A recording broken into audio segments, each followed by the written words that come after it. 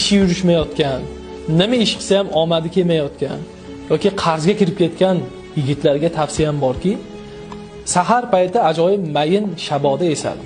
Ya'ni quyosh chiqishidan oldin, yarim soat, 1 soat oldin shunaqangi shirin shaboda esadi.